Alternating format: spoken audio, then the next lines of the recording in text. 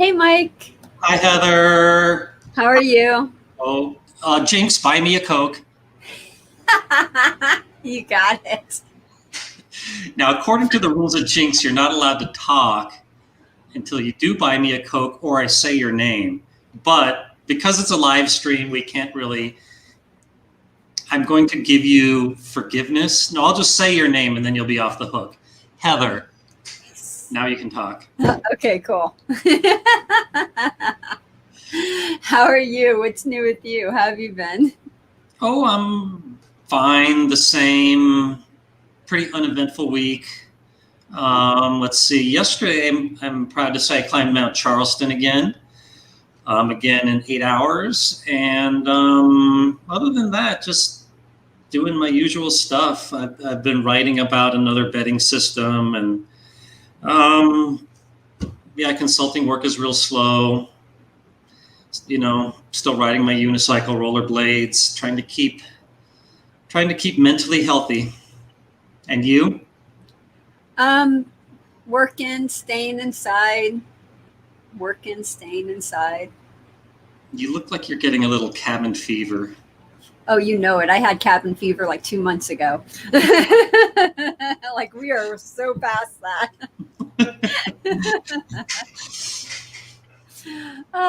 So it looks like we have people coming on. Awesome. If you guys have a question, if you want to know anything that the wizard can answer, please put it in the comments and we will answer your questions. Yes. For you. Let's let me start with a rant. Okay. And then we'll get right into the questions. Okay, so this time my rant is about a third-party hotel booking website called reservations.com. And before I get into that, let me explain that I don't necessarily have a thing against third-party booking websites in general. Like, I've used Travelocity a lot. I think that it's a really useful tool that if I say I want a hotel in, anywhere in the world, they will say, here's what's available and here's all the choices and here's pictures of the rooms, and same thing with flights and rental cars. They really help you do your shopping easily. And most of them do not charge extra. In fact, sometimes they actually will charge even less than what the hotel will directly. So I definitely think companies like Travelocity do a service, but if you do a search on any particular hotel, like I did one recently on the Longhorn here in Las Vegas, and the #1 listing was for this third-party booking site called reservations.com. And I went there accidentally because the Longhorn had the second listing, but I got confused with which link was to which. Totally my fault. But anyway, I stumbled onto their website and they advertised a nice little rate, like $32 per night. So I go through all the screens, and at the last second, I see they plop on a non-refundable $19.99 transaction fee that goes directly to them. And then I think, well, I have never heard of a third-party website upcharging like this. So I go directly to the Longhorn website, and they charge the exact same $32 for the room, but there's no service fee for the third-party booking. And you may wonder, well, how do these companies like Travelocity make a profit without upcharging? And the reason they do it is they skim off what you pay the hotel for the room. It's my understanding that they send an invoice to every hotel that they facilitate a transaction with, and ask for a certain percentage of that transaction, and they get paid. And the people in the hotels view it as a necessary evil, but they pay these transaction fees. So that's how they get compensated. So it's completely unconscionable, I think, for this website, reservations.com. I want to make it absolutely clear who's doing this, to be charging $20 for a $32 room, and they're probably getting like 10% of that fee from the hotel by booking them, by booking the hotel as well. And I'm sure, and meanwhile, Google, I'm sure they're paying Google an enormous advertising fees to get listed first. But yeah, anyway, that's my rant. So be very careful with these third-party booking fees, and you know that with resort fees, lots of times you don't find out about those at the end. But before you actually click the final thing, like that says confirm, carefully look at what they're charging you. And if anything comes up as a surprise, I would hesitate before paying it. So that is my rant. Good rant. Thanks. And can I just add one thing to that? Oh, of course. Yeah, absolutely. So you were saying you're not exactly sure how Travelocity does that, and I could actually provide some insight into that. Well, I did comment that I think that they send the hotels an invoice on a monthly basis, but what do you know? I used to be the sales secretary of Four Queens. So this was actually what we used to do. And what they would do is you could go to a hotel and you could buy like a whole bunch of rooms. Like you're doing a group rate. It's a discounted rate. If you get like a certain amount of rooms, then you pay a cheaper amount. And if you do it a lot, like if those rooms are always yours throughout the whole year, you get an even bigger discount. So what they would do is they would buy all of the rooms in like a group package at a discounted rate. And then they would sell those rooms individually at a higher rate than they were paying, but a lower rate than what a normal room would charge. And that's how they would make their money. Okay. Yeah, I have no problem with that. But there's a big thread about this at Wizard of Vegas right now. And a person who's providing a lot of really good comments has worked as a hotel manager at a number of places. And he was the one who was saying that they have to pay these third-party booking sites these fees, or they won't send any customers their way. So they basically look at it as a cost of doing business. But I also have heard that they do what you just said about buying big blocks of rooms at a cheap price. And at one time, I was in Fort Lauderdale making a connection to Aruba, and the plane got delayed going to Fort Lauderdale, and I got stranded there because I missed the connecting flight, and it was a busy weekend.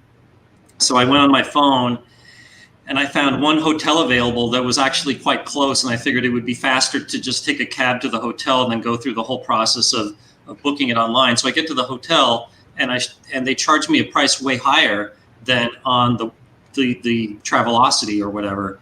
And I say, well, look, Travelocity is charging this. Will you match that? And I fully expected them to honor that price, but the guy just said, nope.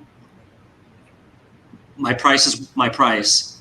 And I said, well, I'm just going to sit here in the lobby and book it online then, and you guys are going to get hit with a transaction fee from them. And he said, go right ahead. I don't know. Is that what you did? Yeah, that's exactly what I did. And I had to wait in line a second time, but I did it on principle. Yeah. Okay. Well, let's see if the audience has any quick comments on third-party hotel booking websites. Just quickly scanning them. I don't see any. No, but I do see that they're starting to ask questions. So. Okay. So yeah, let's take some questions from the peanut gallery. Cool. So our first question is from Nick. And Nick says, Wizard, are you playing in the 2020 World Series of Poker online events? Nope. I'm sadly, I'm not a very strong poker player. And yeah. Have you ever played in the World Series of Poker? No. Okay. No, to be honest, as much as I respect poker from a mathematical sense, I've never, I don't know. I think I'm just an average player. Other players can read me really well. And it's not that I think that I have tells, but it's just the way that I bet. I think that I make a mistake in betting. My bets are in proportion to the strength of my hand, and other players can see that. And I had one friend who was, once in a while, he would say, at the end of a hand that I folded or won and didn't have to declare, he would say something like, okay, I bet Mike had kingpin suited. And he would be right or nearly right all the time. So I can be read so easily, I can't be that good of a player. And I would really like to be a better player, but, poker books always put me to sleep, and, and I just don't have that much time. So yeah, that's the long answer. The short answer is no. Cool.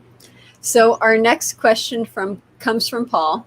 And Paul says, are there any signals or covert calls used by a dealer or a pit boss that you would be interested in sharing? Well, as a card counter, I'm rather familiar with the routine when the dealer catches on that you're counting, but he's stuck at the table. So usually they will just make these, fake coughs when the floorman comes by, things like that. And then lots of times when the floorman comes over, and lots of times they will kind of stand at a distance and pretend they're not watching you, but it's really obvious that they do. And then they go to the phone and make a call. And it's usually not long after that you get asked to leave. So yeah, I'm kind of familiar with the song and dance when they are suspicious of you counting and are awaiting a confirmation. But yeah, that's about all I can say on that one. Okay. So our next question comes from Eric. What are the odds of hitting 2 royal flushes on a single line video in 24 hours? There's a casino that has a promotion called Chasing the Royal. Yeah, the Suncoast has done this. Well, let's do some math here. Let's say that the player can play, shall we say, 800 hands an hour. So in 24 hours, he can play 19,200 hands. So the frequency of a royal is about 1 in, let's say, 42,000. So the player can expect to get 0.4571 royals in 24 hours. So the probability of getting exactly 1, we can estimate that by taking e to that number, e to -1 times that number, and that comes out to 63.3%.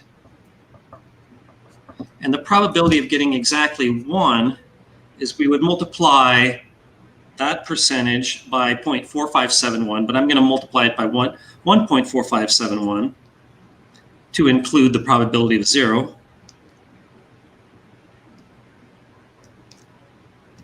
So the probability of getting 0 or 1 royal in 24 hours is 92.25%.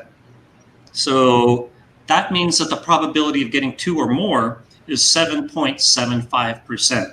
And of course, that's highly dependent upon your speed of play and if you play the full 24 hours. And there's some borderline hands that may say, like, let's say that you're running out of time. Like, one close hand is 3 to a royal or a high pair. And it might be, it depends on the bonus, but it might be that it would be worth it to hold the 3 to the royal, because if it's a big bonus for that second royal. And yeah, the Suncoast promotion, the way that worked was you got paid double on your second royal within 24 hours. So yeah, there we go. Whatever number I just said. Awesome. Thank you so much for that. You're welcome. And good question. Thank you. Yeah, very good question. If you guys have any questions, if you want to know anything, if you have any questions for Mike, please put them in the comments, and that way we will have questions to answer. Our next question comes from Tom, and Tom says, when you gambled more in the past, what was fun for you? Winning money, demonstrating mastery of the skill, being better than someone else. What was fun about gambling for you?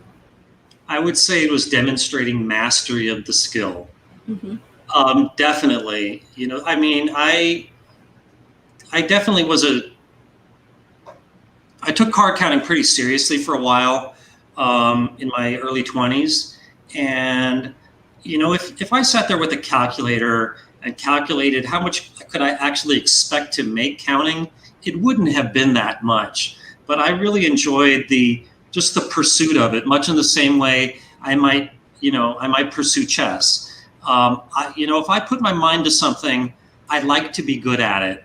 And I definitely put my mind to blackjack, and I was really intrigued by all the mathematics of counting from that angle. But I also enjoyed kind of the cat and mouse game of actually doing it and trying to avoid getting caught, and the actual fun of gambling played into it too. But I would say that it was probably about 70% the mastery of the skill.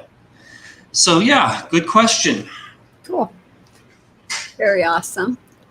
Oh, there was one question that was asked last week about the trips bet in Florida. So somebody said that in Florida, you have to beat the dealer to win the trips bet in Ultimate Texas Hold'em.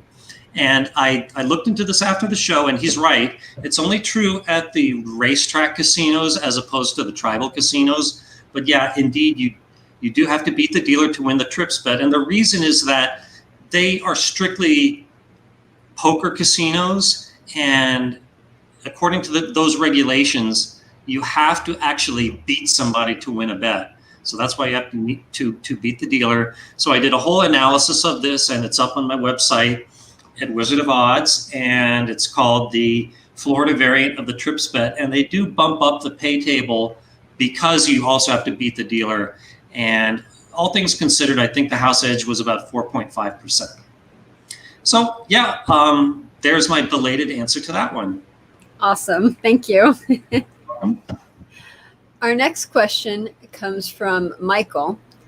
Michael says that he's new here, and he assumes that you gamble in casinos, so you know he's definitely new. If you do, what is your game of choice? I'm interested in Baccarat and was wondering if people can and do make a living at playing Baccarat. Okay. If we take the house edge out of it, my favorite game is Payout tiles. And as I've said before, it's a very mathematical game, and it's very challenging. And I enjoy the complexity of it and the challenge of that. If you do bring the house edge into it, then I'd like the low house edge games like Blackjack and Ultimate Texas Hold'em and craps. And in particular, I really liked Ultimate Texas Hold'em for a while, because that's also a good challenging game intellectually, and it's also a really low house advantage relative to everything that you bet of 0.53%, if I remember correctly. And so that he also was wondering about Baccarat. No, people don't make a living playing Baccarat that unless you're practicing some kind of advantage play, which is difficult in Baccarat. That's just like betting on the toss of a coin. So, yeah, the only time you might see me at a Baccarat table is if I was in a Baccarat tournament. So, yeah, I guess that answers that one. Sounds good. Next up is Paul. Regarding your flag enthusiasm, did you learn anything from Sheldon on Big Bang, the Big Bang Theory, or share his excitement for some of his flag knowledge? I guess you would have been the perfect consultant for the show. Okay, well, thanks for the compliment, and let me show you something I just got.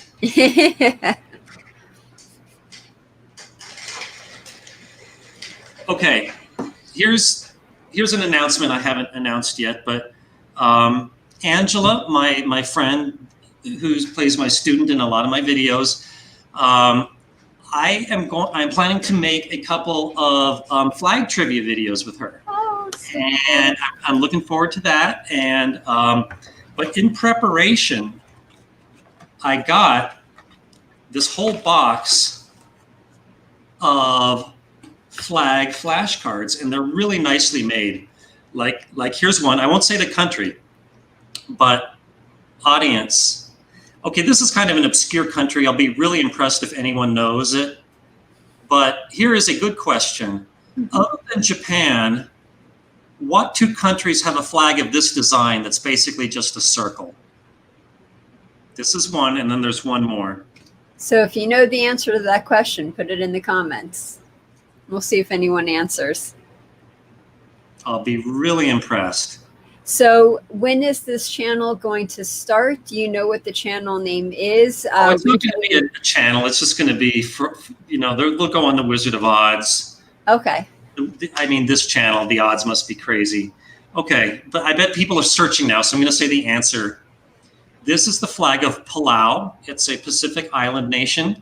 And the other one that is just a circle is, I'm pretty sure it was Bangladesh. And that one, I think, was a red circle with a green background, or the other way around.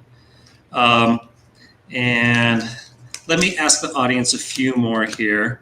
Okay. Okay. Okay, here's one.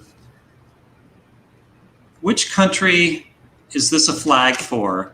And the sheep, I don't know if you can see it very well, but the sheep in that logo should be a big hint. And it's not necessarily an independent country, but it is, you can see that they do have their own flag. Awesome. So if you know that, I'm looking at the comments. I'm waiting for you to answer. If you know that, we're putting your answer up. Do you have any others you want to do a trivia? Okay, here's one. This is a tough one. Which two countries have purple in their flag? Now, before we get to that answer, the very first flag, I have 3 answers for.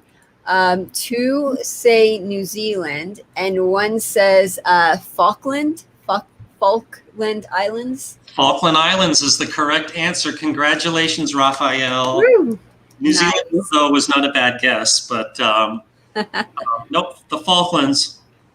Awesome. And now for the second question you had, we have 1 answer, and that is Romania. Nope. Nope, not Romania. Okay. That's going to be fun. I'm looking forward to that. So when are they coming out? I think that we're going to shoot this in probably next week sometime. And it usually takes like a week to edit these things. But yeah, I got these cards in preparation for it. Okay, did anyone get the purple one? This is going to be the last one because I don't want to give away all my questions. Maybe I'll save a few for each show. And I will have them properly ready next time. No worries. Okay, the answer to the purple one is, one of them is Nicaragua. Okay. And you might be saying, I don't see any purple on that. And I doubt the camera can focus on it, but look at that pyramid in the middle. And if the camera could focus on it, in that pyramid, there is a rainbow. And you need a magnifying glass to see this rainbow. But in the rainbow, one of the colors is purple. Nice. So the other one is a very cute flag that I wish I could find, but it's the flag of Dominica. Mm-hmm. And they have a parrot in the middle of their flag. And the name of the parrot is the purple something or other. And this parrot has a lot of purple on it. So yeah, so there you go, Dominica and Nicaragua. And that would be all the flag questions I want to do this show, because I wasn't really prepared for it, but we got that great question. So there you go. Again, you're going to be hearing a lot more about flags from me in the future. Sweet. Looking forward to that. And if people are interested, if they want to see this, can they follow you on Facebook and Twitter to find out when you're going to be posting those? Oh, yep. I try to post every day on both of those. So I will keep you all posted. Nice. Awesome. Yes, and I also have a whole set of state flags. Well, if you're doing all that, you might as well get your licenses, your car license involved. That's not a bad idea either. I have found as a license plate collector that people are either interested in license plates or they're not. And 99% of people just are not. And I have tortured so many people who came to visit me by showing them my license plates, and their eyes just quickly gloss over and like, when is this guy going to shut up? So, yeah, so I've kind of learned through experience to keep my sermons about license plates short. But some of those license plates have flags on there. So couldn't you just show the flag on the license plate and be like, okay, which one's this? That's true. Like the flag of the license plate of Croatia has the same emblem as on their flag. And Germany too, right? Germany does not. Germany. Oh, it doesn't? All the European Union countries now have the same bland license plate that has the circle of stars on one side, and they do have a letter that indicates which country in particular. Okay, here's Bangladesh, the other circle country, and yes, I was right. It is Bangladesh.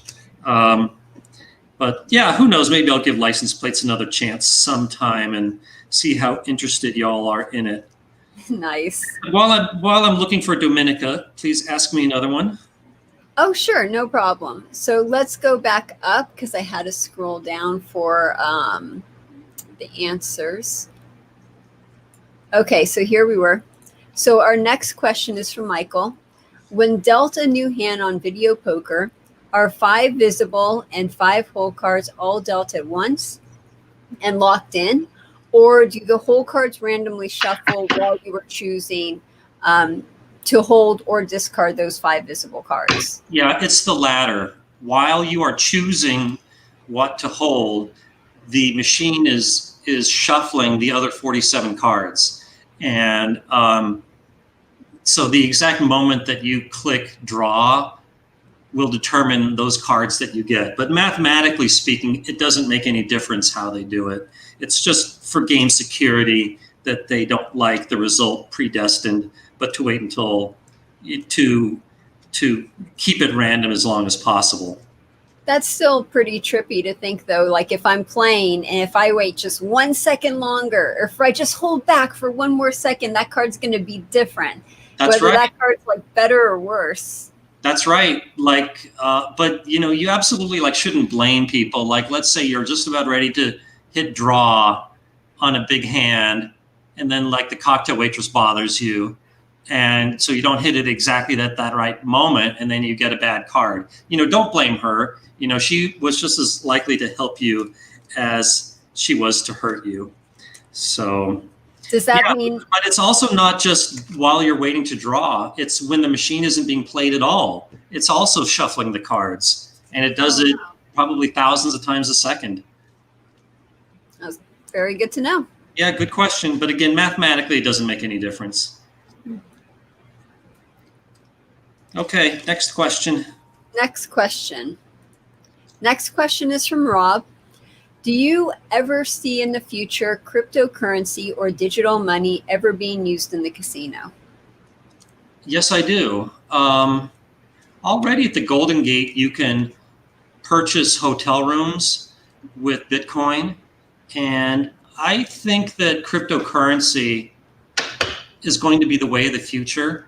I don't think I predict it's not going to be something that's not regulated like Bitcoin, but I think that somebody with a big name like Google is going to come out with like a Google coin and people will immediately trust that branding behind it. But I think that physical currency is going the way of the dodo bird. In fact, I don't even need to say I think, it is. Like already something like 90% of all money is electronic in nature. And that percentage is only getting higher and higher. Like, a lot of people now don't even carry cash.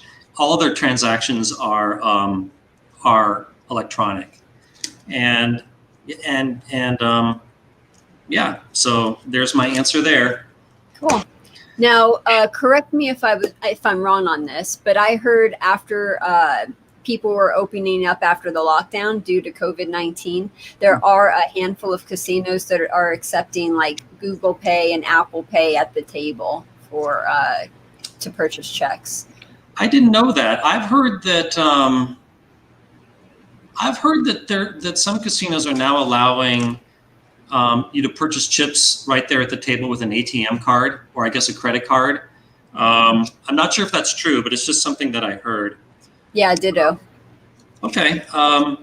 So next question. Okay. Is from Jan. Mm-hmm. Jan says, I really enjoyed your snowplow math video.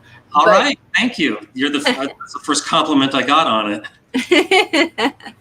Could you explain why the solution to the problem is independent of the snowing rate? Okay. How shall I put this? Well, you can see in my solution, I did have a constant for how much snow the plow could displace.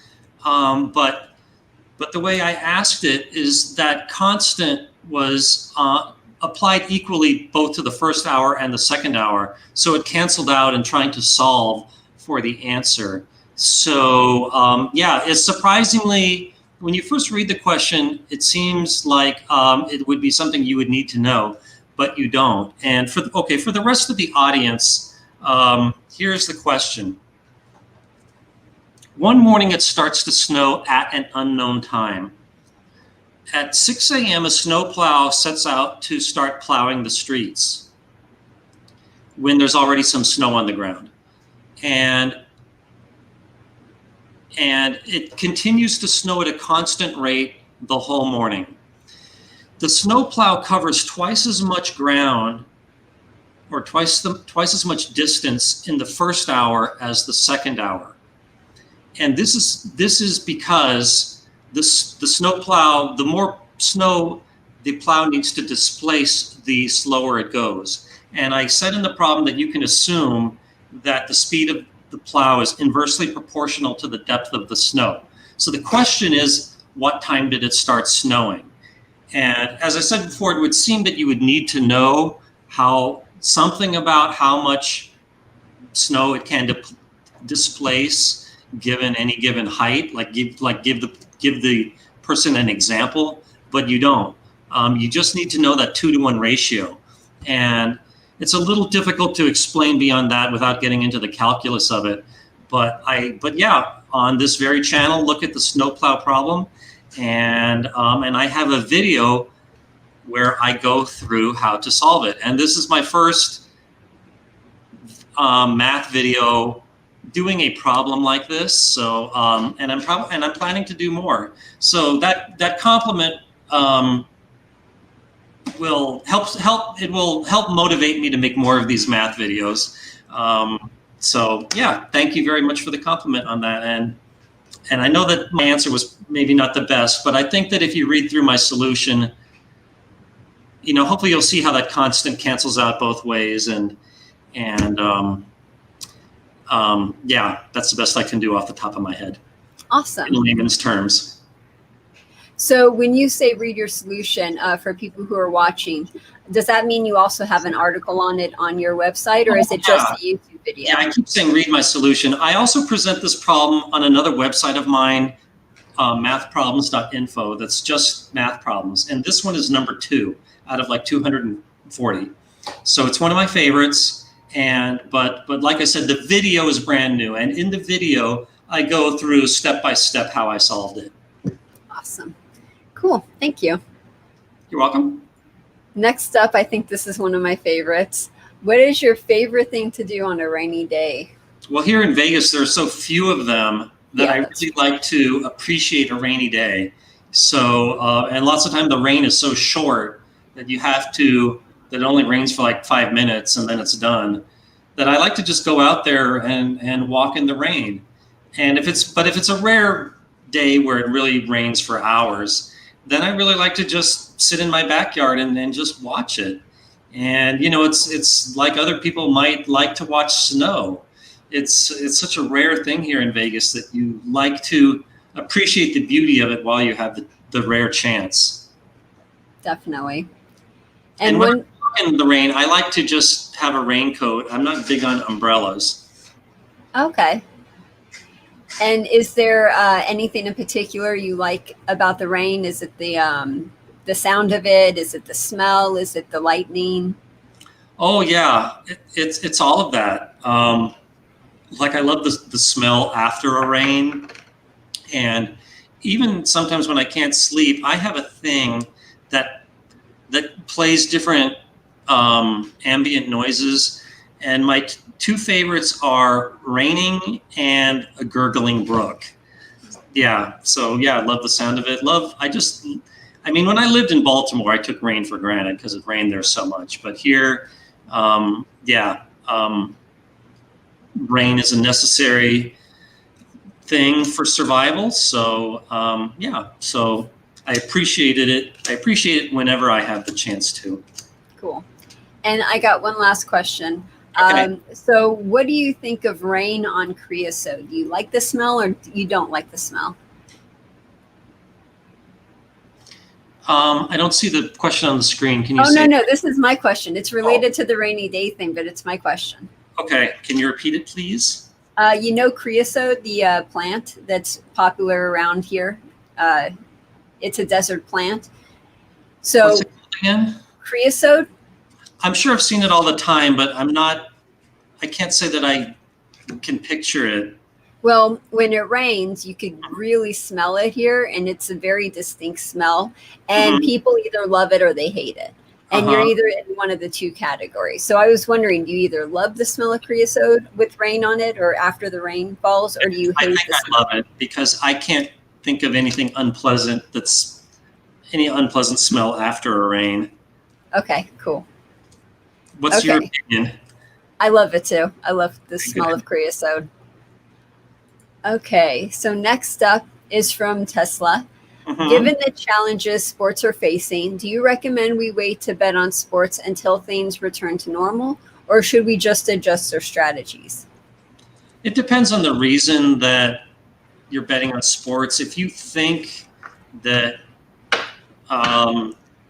you have an advantage because you understand conventional sports, if it's an American sport, I would just continue to do whatever you're doing. I think that the lack of an audience should make almost no difference. I'm always one to poo-poo psychological reasons for making bets, and everyone always emphasizes like who the crowd is going to support. I think that has almost nothing to do with who wins a game. So yeah, keep doing what you're doing. But if you're doing something like basketball or the NFL that's not playing right now, then you're kind of stuck with whatever is playing. And I don't know, if you like betting sports, just do the best you can and keep it in moderation if you're not sure what you're doing. Okay, cool. Next up is from Thomas. Thomas says, what is Vegas like these days? Are the casinos completely open? Are shows playing? What's going on? Okay, most of the casinos are open. I think all the off-strip casinos are open. Some casinos on the strip are still closed, like the Mirage is still closed. I think the Excalibur and Luxor might be closed. I think the Tropicana and Bally's recently opened, but I'm not sure. But the ones that are open are definitely slow. Room prices are really cheap right now. They are hungry for business. Their occupancy percentages are really low. I mean, I think they're only allowed to book half the rooms, but they're having difficulty even doing that. So it's a good time if you're shopping for value. 100% of the shows are closed. The buffets are closed. So yeah, there's not as much options of things to do here. And yeah, so yeah, it's still, so yeah, despite the fact that the casino, that you can gamble, things are still a lot different right now. Yeah. Plus, if you travel here, the governor mandated everyone wear a mask, so you would have to wear a mask. Yep. Masks are now mandated in the casinos. Yep. And unfortunately, there's an exception for smoking, but and drinking too. Yeah. I don't mind the drinking exception, but the smoking one bothers me. Okay, next question. Next question. This is from Paul. For a casual blackjack player, is it better to try and count cards or just be card aware of what has been dealt and stick with basic strategy?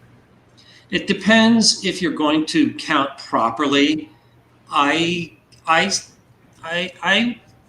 believe that it is better to not count at all than to count badly. And I've known a lot of people that just kind of do an eyeball count, and that's probably okay for betting purposes, but I would not trust it for strategy deviations. So what I have said many times is that start out with the basic strategy and know that cold 100%. And it happens all the time that I ask people in person, I'll say, like, what game do you like?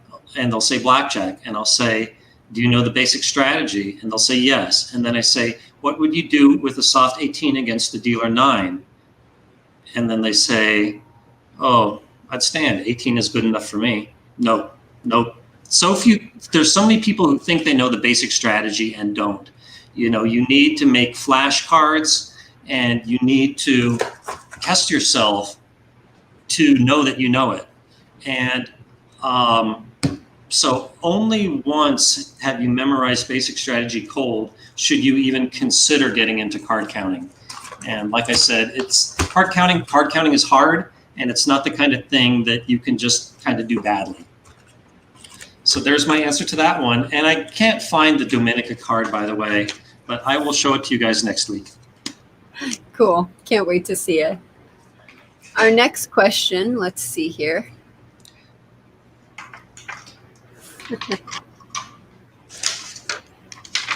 I like this one. Shall we play Name That Tune? Yeah, let's do that. Okay. So someone was asking what happened to that last week, so I'm bringing it back. Okay. Rick, get ready, audience. And if you know the answer to this, put it in the chat. I'm looking for it. Okay. Just blowing all over the place. Okay, here we go.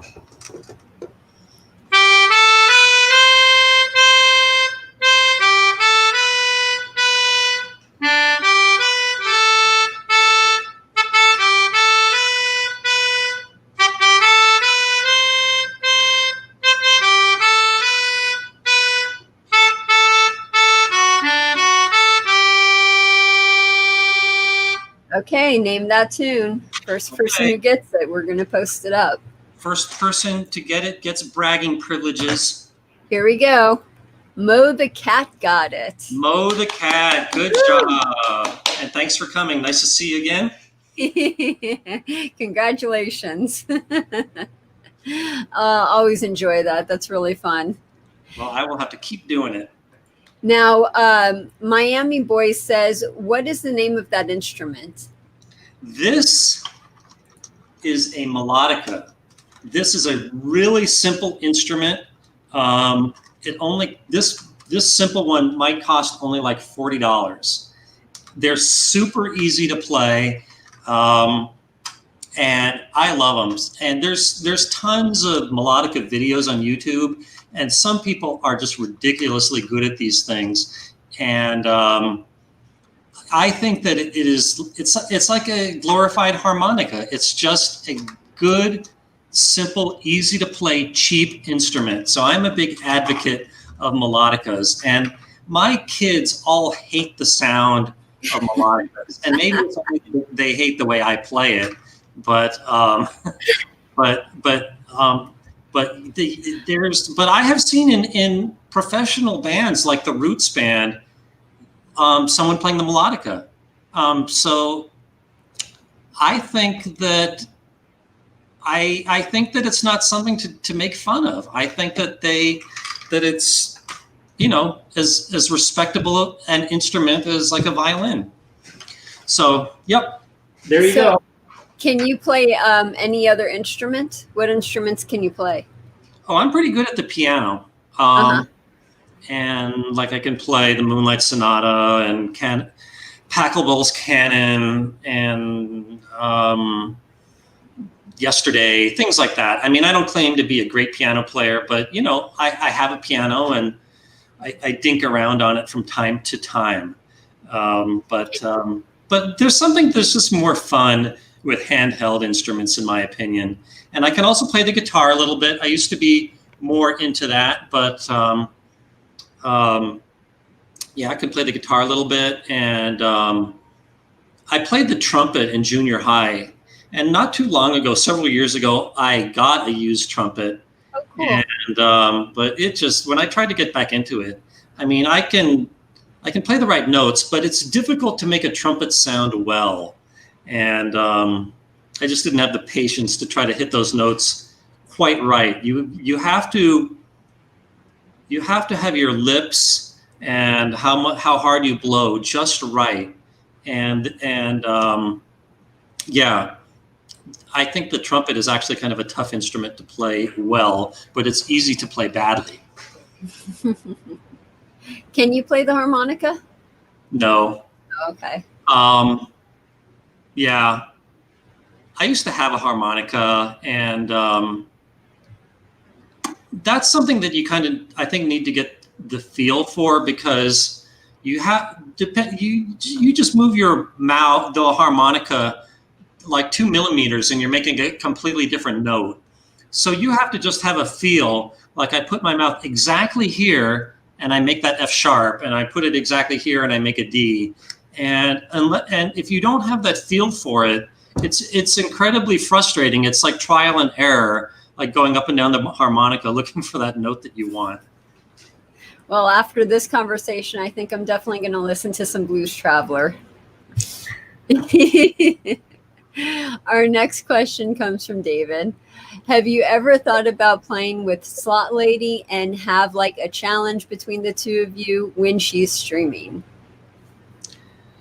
I would love that. I like the Slot Lady.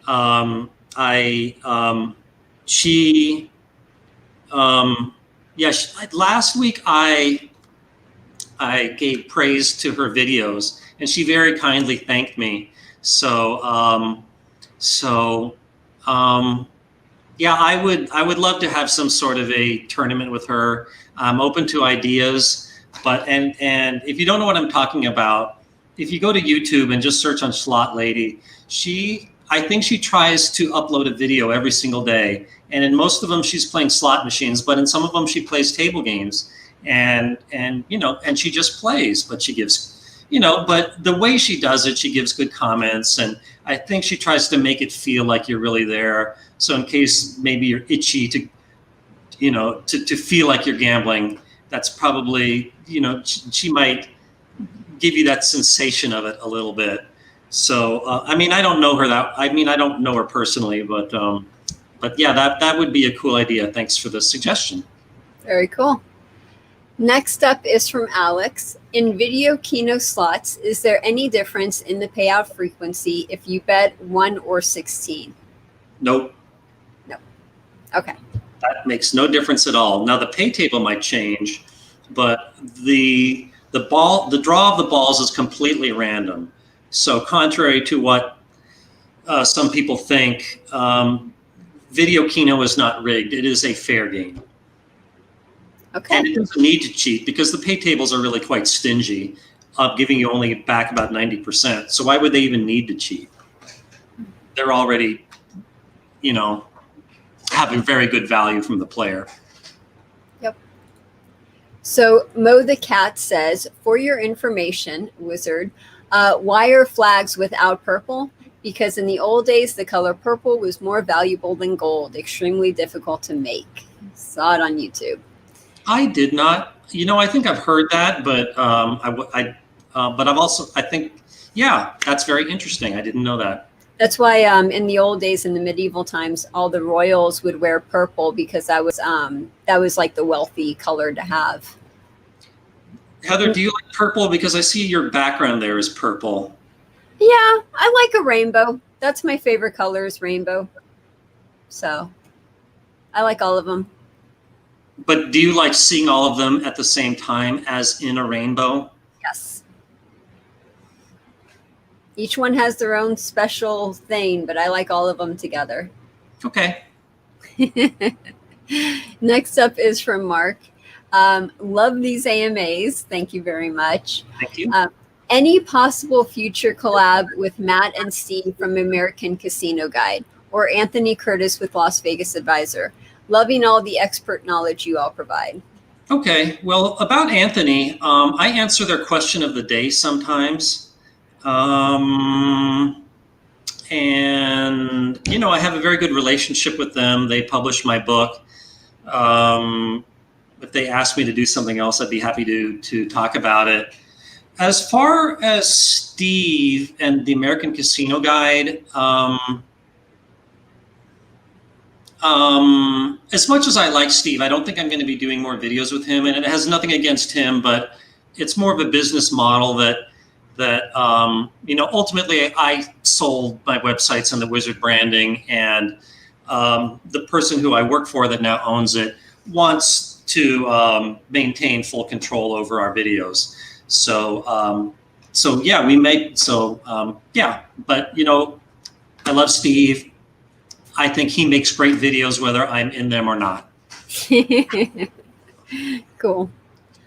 Next up is from Clint. Do any casinos have or have plans to get skill game slots? They already have some.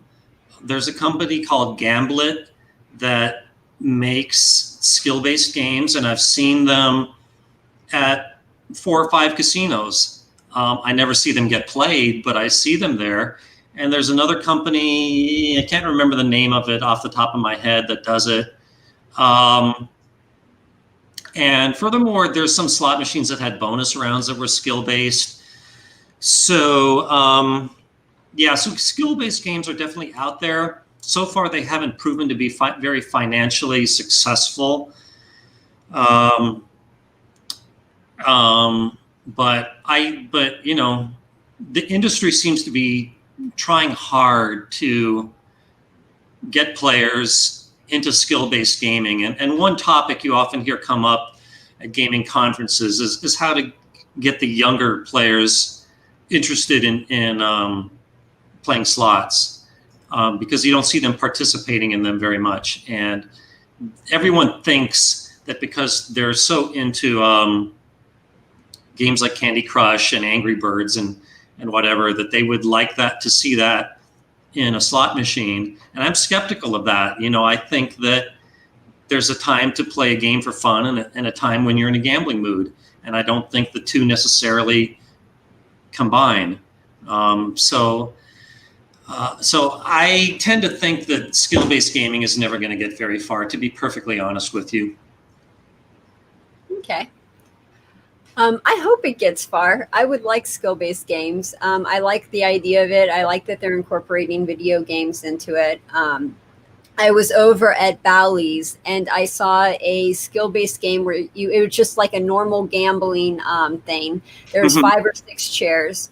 And if you hit the bonus, then that's when you guys had to play the game together, and it was a racing game. So all 5 people who were playing had to race against each other, and whoever won the race won the bonus. And it was a Batman one. So you were like the Dark Knight and you were racing against the Joker and that type of a thing. But do you think it was random who won the race? I don't think it's random because I was playing against some old people and I kicked butt. So I don't think that was random. But how did you control your speed in the race? You had a pedal, just like if you were playing. Yeah, and you had a wheel and a pedal, and you would drive, and just like a normal arcade game. Okay, so this was at Bally's, huh? Yep. And then on top of what you were saying before, the Gambit one, that's the Pacman one where you play Pacman against each other, and that's at Caesar's Palace. And then the other one is from Gameco, and Gameco has a lot of their games in the links. They just put their games in the links, and that's one. Was who I was trying to think of. No, I think that's who I was trying to think of as opposed to not Gambit. But Gambit has a lot of different skill-based games, and they do them really well. But I think there are 2 reasons they don't get played much. One is the rake is really high. Is basically what they do is they take out 25% and then give the rest to the winner. And 25% takeout is just too greedy in my opinion. And also I tend to think that their games might be a little bit too short, and they I don't know. But they're really nicely made. I would be happy to play gambling games if it weren't gambling. Wouldn't that just be an arcade game? Yeah, but I'm not against arcade games. Have me and you ever played in an arcade? I don't think we've ever played in an arcade. Have we ever played air hockey? We played air hockey at that arcade in Santa Monica. Okay, good. At least we played air hockey together. Yeah. Cool. So next question is from a math test. What do you think about the privacy of a non-cash society? No one's ever asked me that before. I tend to think that we're already gradually moving towards a non-cash society. And granted, you hear about security breaches all the time. I would like to think that we're learning from these mistakes and we're getting better about keeping these transactions, keeping the details secret. And it's easy to just look at the facts that the percentage of retail purchases that are made with credit cards just keeps getting higher and higher and higher. And I mean, I don't know any statistics off the top of my head, but I think the average person thinks that it's probably safer to use a credit card than carry around cash and have the risk of that cash getting lost or stolen. So, I think as time goes on, there will be non-cash transactions will get more and more private and I think it'll get to the point where they're virtually completely private and anonymous. But nevertheless, I would also favor some degree of regulation over it as well. For example, I think that in solving a crime, I think that law enforcement should be able to look at transactions if they have like a court order, that they have some legitimate reason to look at that. So that's about as far as I can take that topic I don't know much about. Cool. Next question is from Crap Strategies. I heard that the buy bets on bubble craps, you pay the VIG based on the winning amount rather than the bet amount as real tables. How much does that change the house edge? It depends on which number you're buying. I know this is indicated on my website, but where can they find it on your website if they want more information? go to craps and then go to the section on buy bets, and I indicate the house edge both ways, whether or not the commission is paid on the bet amount or the win amount. And I'm quite sure that you're correct that on electronic craps machines in general, you pay that commission based on the bet amount, which is much worse than paying it only on a win. So yeah, so I get into that on my website, but I don't know the answer off the top of my head. So go to his website, wizardofodds.com, and check it out. Next up is from Jamie. Baccarat house advantage on banker normally is 1.06%. When banker wins on 6, some casinos keep half of your winning bet. What is the house advantage when this happens? Okay, well, that's on my website too, but I know I can find it pretty quickly. So I'm clicking on Baccarat, and then I'm going to look for commission-free Baccarat. And so that is what I believe I call the Nepal variant. Yep. So if a banker win on 6 pays 1 to 2, then the house edge is 1.46%, which is higher than conventional Baccarat. Okay. Yep, but yeah, it's right there on the website. Next question. Do land-based casinos have Ultimate Texas Hold'em, or are they only online? If so, are there only a couple tables, or is it very popular? I don't know that I've seen anybody have it online. Well, let me just go to my website and check, because I think the people that are more into advertising have recently done something with this. So my Ultimate Texas Hold'em page. And as far as I've seen, I've only seen Ultimate Texas Hold'em on land-based casinos, and it's very popular. Okay, so if you go to my Ultimate Texas Hold'em page, right at the top it says where to play Ultimate Texas Hold'em online for real money, and it lists 5 different casinos. So, and I tend to think that it's only 5 because Ultimate Texas Hold'em is owned by Shuffle Masters / Bally Gaming, and so they, yeah, so I don't think you could legally play that unless you had their blessing. And those 5 casinos that do have it probably have their blessing. And but also internet casinos are always like 10 years behind the times in what's popular. So that's probably another reason you don't see it very much. Like in internet casinos, Red Dog and Double Exposure are still seen all over the place, which went the way of the dodo bird in land casinos 20 years ago. So that's about as far as I can take that one. Okay. Next up.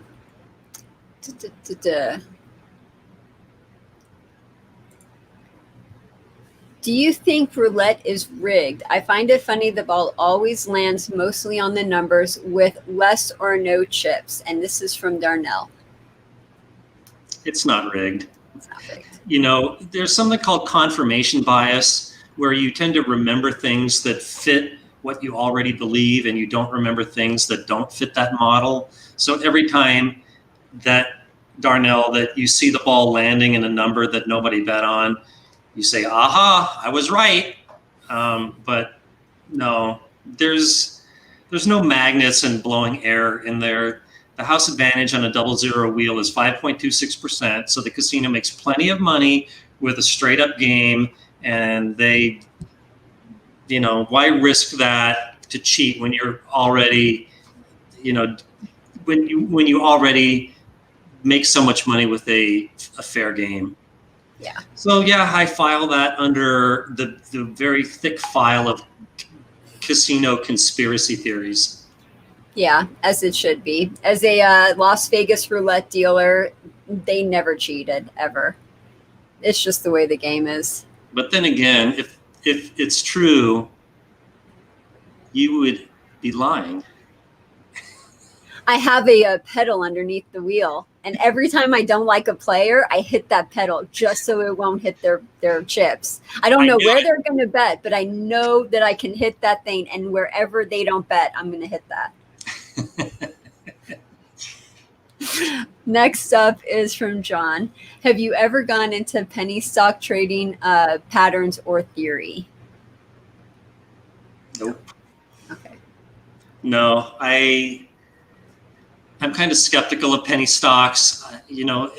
Because they're not traded in. How shall I put this? I kind of don't like to talk about things I don't know much about, but there was a very avid member at Wizard of Vegas who worked for a company called Entech, and this is all on the website, so I feel I can talk about it. But shall we say, a lot of foreign members bought stock in this company, and but the stock value completely tanked to where now it's like 2 cents a share, and but the company is completely insolvent. It basically doesn't even exist anymore, but yet the stock still is actively being traded. And it looks just very fishy to me that I think the stock price is being manipulated by people that own tons of shares, maybe just by making small transactions with each other to pump up the price. And maybe I shouldn't judge all penny stocks based on just one, where there's a stock on a non-existent company, but it just makes me personally skeptical. I don't blame you. I'd be skeptical too. And I remember the whole penny stock thing in the 1980s. I don't think it was called penny stocks. It was called something else, but that was a total fad, and the whole market crashed on those two. Yeah. Cool. So our next one, and it looks like we might be skipping some people. Wait, look at the time. Exactly. Yeah. Now, we got one last question. Okay. David says, do you have people that want to go out with you and you watch them play and they tell you what they're doing right or wrong? Does that ever happen? That's happened with me with video poker is people have hired me to sit with them and either tell them how to play or actually play myself with their money. And I would try to tell them why I was giving them a lesson as I played. And I'm happy to do that if anyone wants me to. Of course, I'm charged for the service, but that doesn't happen a whole lot. In fact, I think it only happened with that one guy, to be perfectly honest with you. Okay. In glancing at the comments, let me answer the very last one. So a math test asks, do you know how they test the roulette wheels for fairness? And what they do is they track every number going back thousands of spins, and they keep a distribution of how often every number has hit. And then they can show in a diagram like how often each number hits, basically like a bar chart. And as long as it looks fairly level, which it should after thousands of hands, you can be pretty comfortable that it's fair. And if you want to get more complicated, you can do a chi-squared goodness of fit test on the results. But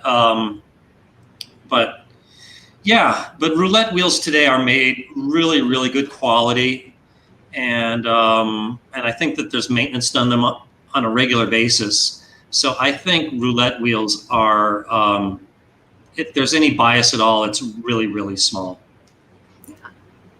Yep. Yep.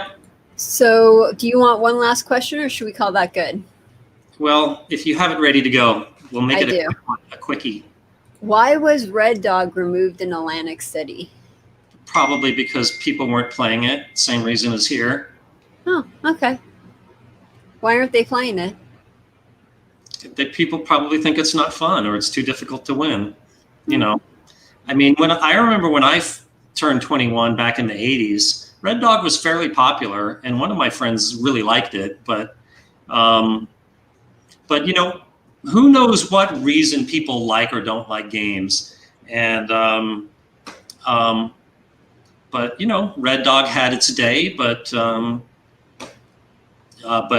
players just got bored with it, and who's to say why? But ultimately, it's the market that speaks. And I'm sure in Atlantic City, the casinos, they can see how well every single day game does, and they probably looked at Red Dog and said, per dealer hour, this game is way under the average of the whole casino. Let's get rid of it and put in something different. And they would be absolutely right.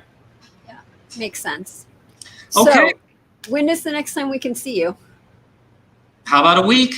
Awesome. Same bat time, same bat channel? You got it. I love it. Cool. Okay, Heather. Well, thanks again for producing this show, and thanks, audience, for showing up.